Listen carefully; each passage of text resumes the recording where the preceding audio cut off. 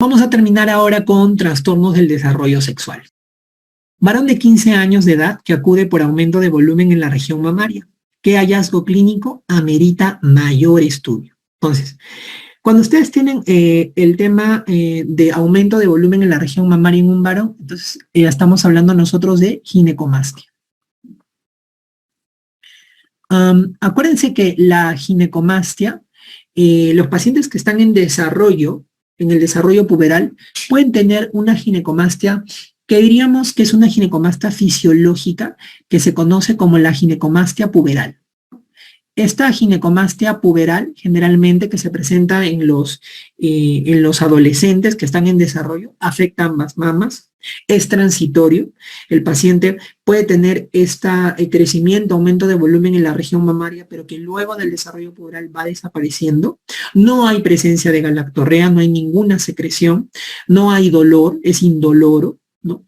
Y está en relación con el desarrollo puberal del paciente. Cuando hay crecimiento genital, cuando hay desarrollo de vello púbico, vello axilar, entonces se produce esta ginecomastia. Esta ginecomastia es transitoria, ¿no? Pero hay causas de ginecomastia que son causas patológicas. Sobre todo cuando el paciente tiene dentro de los síntomas que afecta solamente una mama, que hay presencia de secreción, ¿no?, asociada a la ginecomastia, entonces uno ya tiene que estar sospechando que pueda ser algo patológico y que obviamente van a meritar mayor estudio, ¿no? La ginecomastia hay que tener cuidado y diferenciarla con la pseudoginecomastia. La pseudoginecomastia es una patología que se produce no por la presencia de glándula mamaria propiamente, sino por la presencia de tejido adiposo. Hay tejido adiposo que hace parecer que hay un incremento de la mama, pero que no es mama propiamente, sino es tejido adiposo. El paciente baja de peso y desaparece eso. Eso es pseudoginecomastia. Pero ginecomastia hace referencia a la presencia de verdadero tejido mamario en esa zona. Entonces, aquí, por ejemplo, en un varón de 15 años que tiene aumento de volumen en región mamaria, ¿qué harían sospechar ustedes o qué necesitaría mayor estudio? ¿Que afecta a ambas mamas? No, porque en el puberal usualmente podría haber afectación de ambas mamas.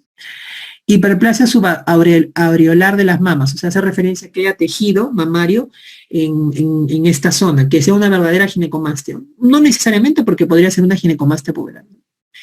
Hiperestesia mamaria, o sea, que haya dolor en la mama. Podría ser. Pseudoginecomastia, no, porque pseudoginecomastia es presencia de grasita en esa zona. Es una patología benigna, baja de peso el paciente y no pasa nada. Galactorrea. En un varón que haya galactorrea es algo raro, algo ilógico. Entonces, esta es la alternativa que me haría a mí hacer mayores estudios, mayores indagaciones en este paciente. Acuérdense que en el caso de la ginecomastia patológica hay una alteración del desarrollo sexual importante que tienen que ustedes tener en cuenta, que es el famoso síndrome de Klinefelter. El síndrome de Klinefelter, dentro de sus manifestaciones clínicas está la ginecomastia. Acuérdense que el síndrome de Klinefelter es una cromosomopatía sexual donde el paciente tiene 47 cromosomas por el exceso de un cromosoma X dentro de sus cromosomas sexuales, ¿no? Las características clínicas de este paciente van a ser un paciente que usualmente tiene talla alta. Vamos a tener la presencia de la famosa ginecomastia y vamos a tener que los testículos van a ser generalmente testículos pequeños, generalmente son testículos fibróticos que van a generar que este paciente tenga verdaderamente un hipogonadismo primario. ¿Por qué? Porque los testículos no están funcionando bien, no se producen espermatozoides, no se produce testosterona y el paciente tiene un hipogonadismo primario. Una madre trae a consulta a su hija de 16 años por presentar retraso en la menarquia, ¿no? 16 años y que no regla, ya obviamente hace sospechar que hay una pubertad retrasada, ¿no? Al examen talla 1,45, vean que es una paciente que tiene talla baja para tener 16 años, cuello ancho, vello y púbico y mama en estadio 1 de Tanner. Acuérdense que el Tanner nos da la referencia de cómo está el desarrollo puberal. Y el estadio 1 es el estadio prepuberal, o sea que no hay desarrollo de mama ni hay vello púbico. Pezones mamarios separados, o sea, las mamas están separadas. ¿Qué examen solicitaría para confirmar su diagnóstico? Una pregunta que ha venido en uno de los últimos exámenes. Cuando ustedes vean este caso, Este paciente es el paciente robot de una patología del desarrollo sexual que es el famoso síndrome de Turner. El síndrome de Turner viene a ser como el hermanito del síndrome de Klinefelter, porque también es una cromosomopatía sexual, solamente que en este caso es una paciente que tiene 45 cromosomas porque solo tiene un cromosoma X. La característica del fenotipo de estos pacientes es que la paciente suele tener talla baja asociado a amenorrea. ¿Y por qué se produce la amenorrea? Porque estas pacientes realmente tienen una disgenesia a nivel de las gónadas, hay una alteración a nivel de las gónadas y las pacientes suelen tener realmente no ovarios, sino tienen cintillas gonadales o tienen ovarios que están atrofiados, lo que genera que la paciente tenga un hipogonadismo primario también, ¿no? A nivel de la gónada está la alteración, los ovarios no se desarrollan bien. Entonces eso, ¿qué consecuencia trae? Que cuando la niña con Turner llega al desarrollo puberal, a la época de desarrollarse, como el ovario no tiene verdaderamente un ovario desarrollado, no se producen los esteroides sexuales, no se produce la pubertad. Entonces la paciente usualmente son pacientes que no tienen desarrollo puberal, por eso tiene amenorrea, ¿no? Por eso no tiene desarrollo de mamas, no tiene vello púbico porque no está desarrollando su pubertad. Y también, juntamente con eso, al no desarrollar su pubertad, son pacientes que tienen talla baja. Pero aparte de la talla baja y la amenorrea, por el hipogonadismo, tienen unas características clínicas bastante marcadas en el fenotipo, ¿no? Son pacientes que tienen el famoso cuello ancho alado, ¿no? El pterigium coli. Son pacientes que van a tener un tórax ancho, se le da un tórax sin escudo y las mamilas van a estar separadas. A nivel cubital va a haber desviación cubital. Puede haber al nacimiento edema en los pies, que se conoce como el linfedema de pies. Van a haber algunas malformaciones congénitas asociadas, por ejemplo, a nivel cardíaco, vamos a tener, por ejemplo, alteraciones a nivel de las válvulas, valvulopatías, puede haber coartación de aorta. Van a haber alteraciones a nivel también a nivel renal, pueden haber malformaciones congénitas renales. Entonces, junto a la talla baja y a la amenorrea se suman algunas otras características que ustedes van a encontrar dentro del caso clínico, como por ejemplo aquí que les hablan que tiene el cuello ancho, que tiene los pezones mamarios separados, que hace referencia a este fenotipo del Turner, ¿no? Si yo quiero hacer el diagnóstico de esta patología, como es una cromosomopatía sexual, entonces yo tengo que ver el cariotipo, tengo que ver cómo están los cromosomas. Entonces aquí la respuesta correcta es estudio de cariotipo, porque el cariotipo precisamente nos va a poder permitir determinar si esta paciente tiene el famoso 45X, que es el que hace el diagnóstico del síndrome de Turner.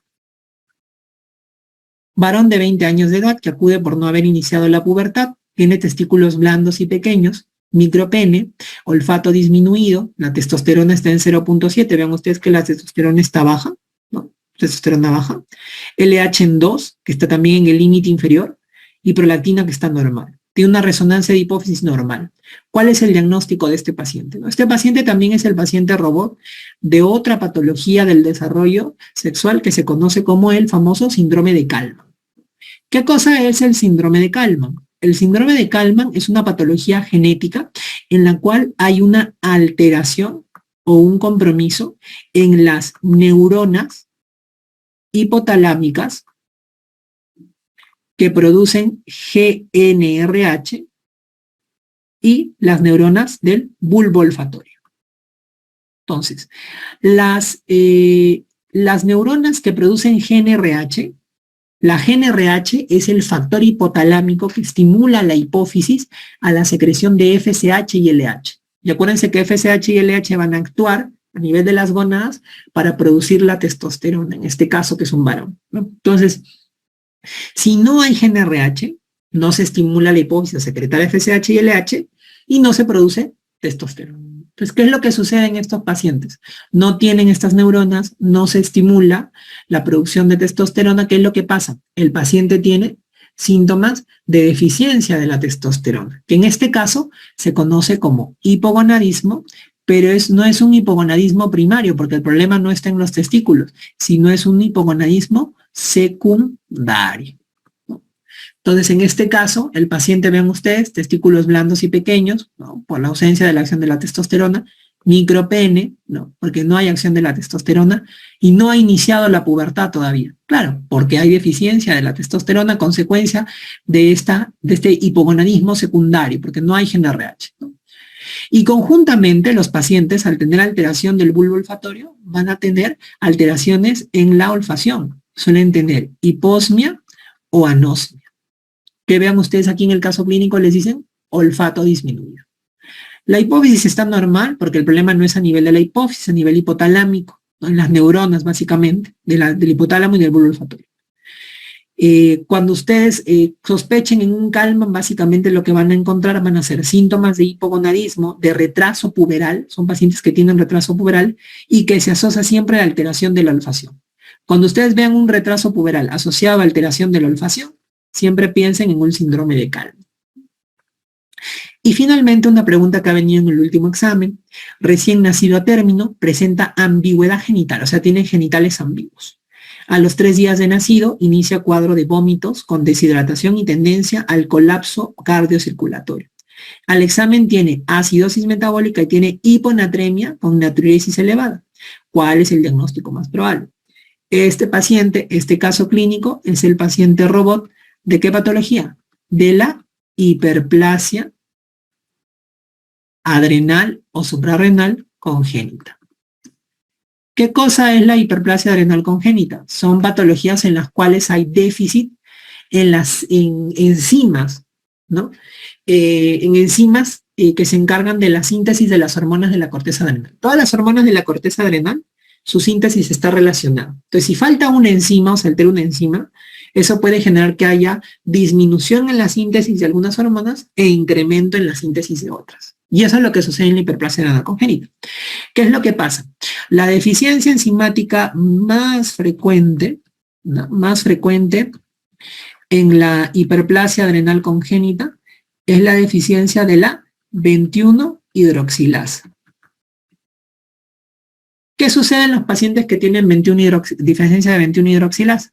La deficiencia de 21-hidroxilasa hace que ese paciente no sintetice cortisol y aldosterona. No se puede sintetizar cortisol y aldosterona. Por tanto, los pacientes hacen una insuficiencia adrenal.